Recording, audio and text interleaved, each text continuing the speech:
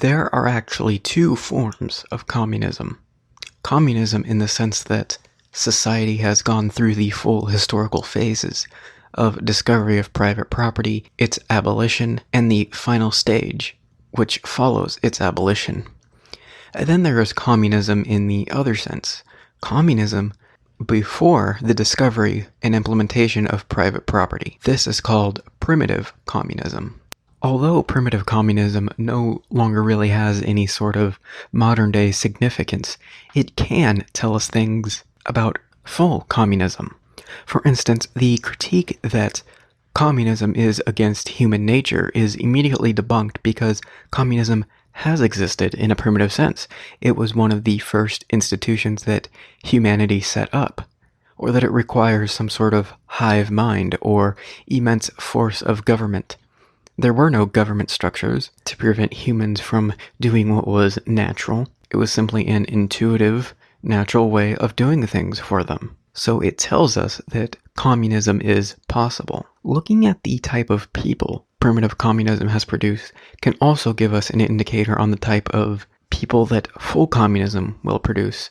For example, the Same, Mbuti, and Inuit cultures have historically been almost completely non-violent, with genders being essentially equal, everyone working towards a common good, and often had immense respect for the environment. Frederick Engels, in the book Origin of the Family, State, and Private Property, wrote about the quality of such men and women like this.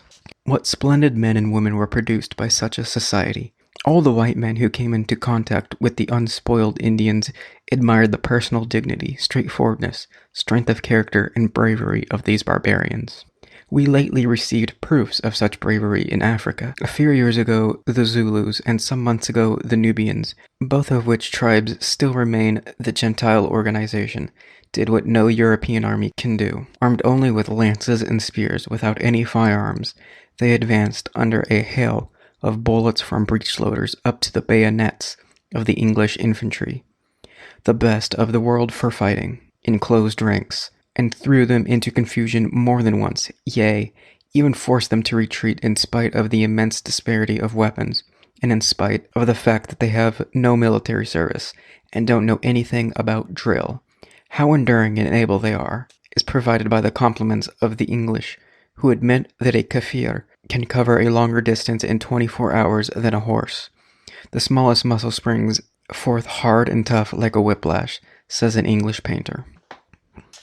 Such was human society and its members before the division into classes had taken place. And as we know, the superstructure and culture of humanity is based upon the economic base upon which it exists. And primitive communism also provides a proof of historical materialism in this base superstructure ideal. As fundamentally, the citizens within a primitive communist society still have the same fundamental motivations, beliefs, and wants as everybody else through all different historical periods of time. They all seek to provide for themselves and their family, and try to seek that which causes the least harm. I would say most would want a society of full communism. They just have disagreements about how it would work and how to go about implementing it, seeing it as utopian. All would want the type of cooperation in society today that existed under primitive communism. The ideals and beliefs are still the same. However, the difference is the existence of private property, and that is the determining feature.